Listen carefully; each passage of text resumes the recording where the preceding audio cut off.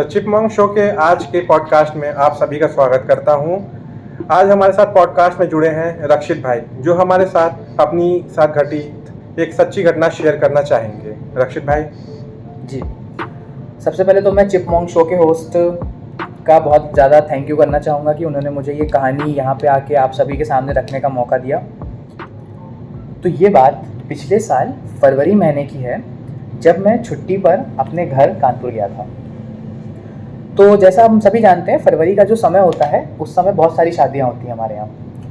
तो ऐसे ही मेरे एक दोस्त की बहन की शादी थी, जिसके लिए मुझे कानपुर से कुछ थोड़ी दूरी पे एक जगह है, एक गांव है शिवराजपुर, वहाँ जाना पड़ा।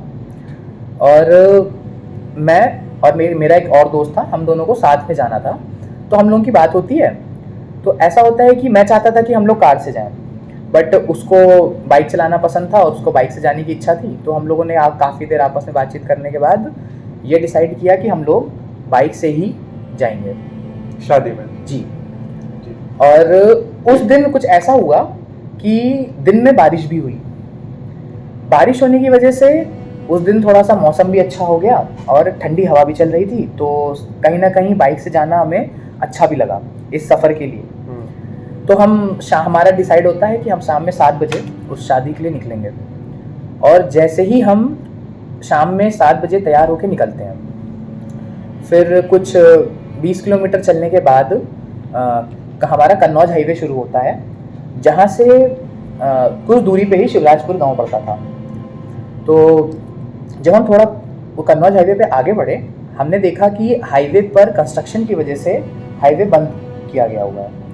तो डाइवर्जन के लिए उल्टे हाथ पे रास्ता था, जो कि जिस पे सारी गाड़ियाँ जा रही थी। लेकिन चूंकि हमें जाना था शिवराजपुर, जो कि पड़ता था राइट हैंड पे, तो हमने आपस में ये डिसाइड किया कि हम लोग गांव के अंदर वाले रास्ते से जाएंगे।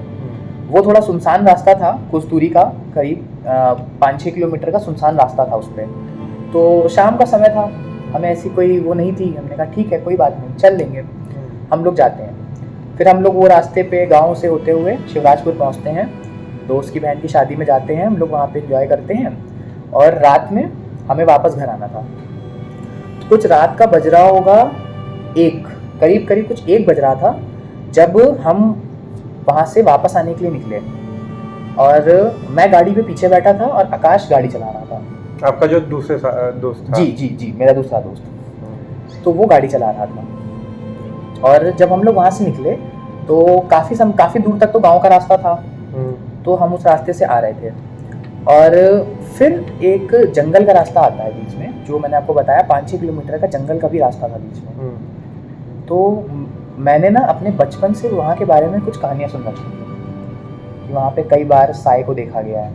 अच्छा। तो इस बात को लेके मेरे मन में एक संशय थी कि हमें आगे जाना चाहिए कि नहीं जाना चाहिए। लेकिन जो मेरा दोस्त था वो इन सब चीज़ों में नहीं मानता था। तो उसने मुझसे कहा कि कोई बात नहीं, चलो, कुछ नहीं होता। तो ठीक है, मैंने उस पर भरोसा किया और उसने गाड़ी चलाना जारी रखा और हम आगे बढ़ गए। तो जैसे ही हम उस रास्ते पे आगे बढ़ते हैं, कुछ दूर जाने के बाद हमको एक साया सा दिखता है। लेकिन मतलब मैं ऐसा नहीं कह सकता वो क्या था, साया था या क्या था, कुछ धुंधला सा था वो। अच्छा। जिसमें एक सफ़ेद सा रंग उभर के आ रहा था। तो जैसे ही मैंने देखा, मैंने आकाश को बताया कि देखो कुछ है। तो आकाश कहता है कि नहीं, वो जंगलों में जानवरों को दूर रखने के लिए कुछ होगा, पुतले जैसा होगा। तो हमने उसको पूरा इग्नोर किया और हम आगे बढ़ते हैं। अच्छा। कुछ दूर आगे बढ़ने के बाद हमें वैसा ही पुतला फिर देखने को मिलता है। तो हमने फिर से उसको ऐसे इग्नोर किया और फिर थोड़ी दूर आगे बढ़े। मुश्किल से हर 100 मीटर, अब अंदाजे से रखिए, हर 100 मीटर 200 मीटर पे वो पुतला हमें बार बार दिख रहा था। पुतला या साया पता नहीं है आप? हाँ, कि क्या था वो बस एक धुंधला सा शैडो। बिल्कुल, एक धुंधली परछाई सी थी जिसमें सफेद रंग दिख रहा था बस। अच्छा। जो उस समय हमें नहीं समझ में आया। मेरे आगे आने वाली कहानी में शायद आप इस बात को समझ पाओ या हमारी पब्लिक समझ पाए, बट उस समय ऐसा कुछ नहीं लग रहा था जब हम गाड़ी पे चल रहे थे। फिर जब तीसरी बार हो गया, चौथी बार हो गया, तो मैंने आकाश को बोला कि मुझे कुछ सही नहीं लग रहा है। तो आकाश कहता है कोई बात नहीं, चलो मैं गाड़ी चला रहा हूँ, तुम आराम से बैठो। और गाड़ी चल रही थी तो जब उसने मेरी बातें सुनी तो उसने थोड़ा सा गाड़ी को तेज कर दिया। कुछ हम लोग रहे होंगे एक अच्छी खासी स्पीड में थे और बारिश की वजह से सड़कें गीली थी, तो वो जी हाँ, तो बिल्कुल हमें लगा, तो हमें इस बात का भी डर था, इसलिए हम लोग थोड़ा सा इस बात का भी ध्यान में रखे हुए थे। लेकिन अचानक से मैं बैठा हुआ था गाड़ी पे, मेरे कंधे पे कुछ मुझे ऐसा लगा किसी ने हाथ रख दिया। अच्छा, आपके कंधे पे? जी। चलती गाड़ी पे? वो जी। भी जो गाड़ी कम से कम 60-70 के स्पीड में चल रही हो? 50-60 के स्पीड में? जी बिल्कुल। पीछे से आपके कंधे पे किसी ने हाथ रख दिया? हाँ, और इस बारे में मैं एक बहुत अच्छी बात बोलना चाहूंगा कि पता है, जब हमें कोई अचानक से आके छू देता है ना, तो हमारा शरीर जो होता है वो पूरी तरीके से शिथिल हो जाता है। हमें समझ नहीं आता हमें वहां पे क्या करना है। और उस समय वैसे ही हुआ मुझसे कि चलती गाड़ी पे बस वो एक हाथ आया और मैं हिल गया, मुझे कुछ समझ नहीं आया। तब तक आकाश ने अपना रियर मिरर को एडजस्ट करते हुए मुझसे कहा कि कुछ भी हो जाए तुम कुछ बोलना नहीं, तुम सिर्फ बस बैठे रहो, ना हिलो ना कुछ बोलना। तो मुझे कुछ समझ नहीं आया ये क्या हुआ। मैंने बस उसकी बात को माना और बाइक को कस के पकड़ लिया और मैं बैठ गया। और ऐसा कहने के बाद उसने गाड़ी को और तेज किया। हमारी स्पीड उस समय शायद 60 के करीब जा चुकी थी। मतलब आकाश को भी फील हो गया था ऐसा कुछ? जी। क्या उसने कुछ रियर मिरर में कुछ देखा ऐसा?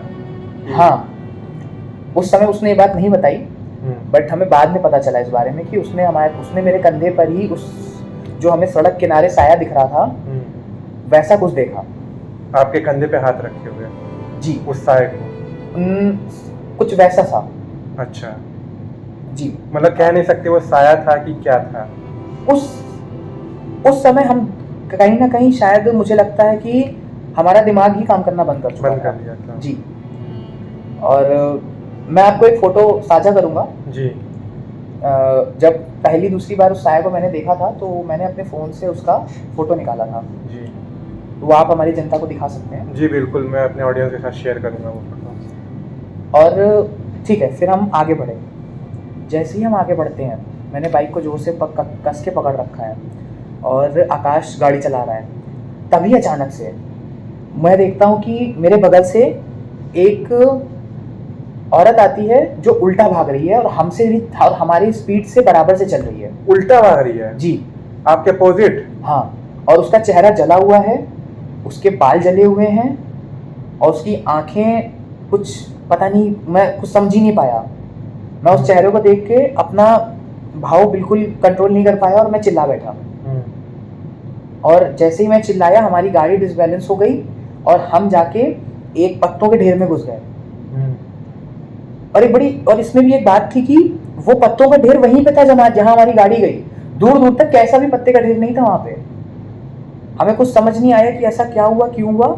हम लोग बस उस पत्ते की ढेर की वजह से हमारी जान को कुछ नहीं हुआ।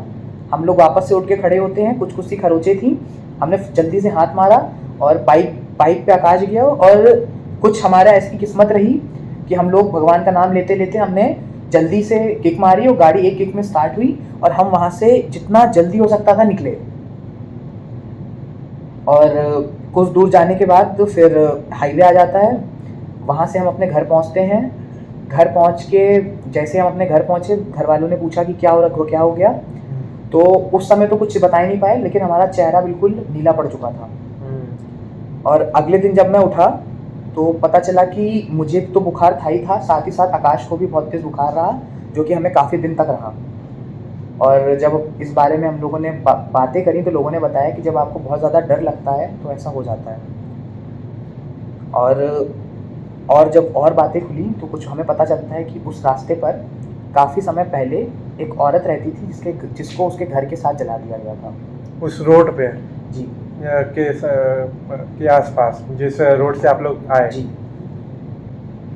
उसे जला दिया गया था? जी, बहुत समय पहले उस जगह पे एक औरत जो भी होती होगी उसको जला दिया गया। और शायद आज उसका वही साया है जो आज भी लोगों को वहाँ आने से रोकता है। मैं क्या बताऊं, आपकी ये कहानी सुन के मैं कुछ बोलने के हालत में नहीं हूँ। मुझे अंदर से कंपन महसूस हो रही है। जी, कुछ ऐसा ही हमारा भी हाल था जब हमने उसको पहली बार देखा था। कई दिन तक तो समझ नहीं आया क्या हो रहा हमारे साथ, और आज भी उसके कई दिन तक तो ऐसा हुआ कि मैं रात में अकेले निकलने में भी डरने लगा। और जब ऐसा कुछ हुआ तो हमें तावीज़ पहनाया गया जिससे हम सही होते, और कुछ समय बाद हम सही भी हो गए। लेकिन हाँ, आज भी जब मैं उस चीज़ को याद करता हूँ तो पता नहीं, मेरे पे शब्द ही नहीं आते कि मैं उस बात को कैसे रख पाऊँ। और मैं आपको बहुत धन्यवाद कहना चाहूँगा कि आज ये बात मैं काफ़ी लोगों के सामने रख पाया आपके चैनल चिपमॉन्क शो की वजह से। बिल्कुल रक्षित भाई, आपने हमारे साथ अपने साथ ये घटित एक सच्ची घटना शेयर की, जिसके लिए मैं आपका धन्यवाद देना चाहता हूँ। और हमारे ऑडियंस को भी आपने इसके बारे में बताया ताकि वो भी सतर्क रहें और सावधान रहें इस चीज़ को लेके अगली बार से। तो थैंक यू रक्षित भाई हमारे साथ जुड़ने के लिए इस एपिसोड में।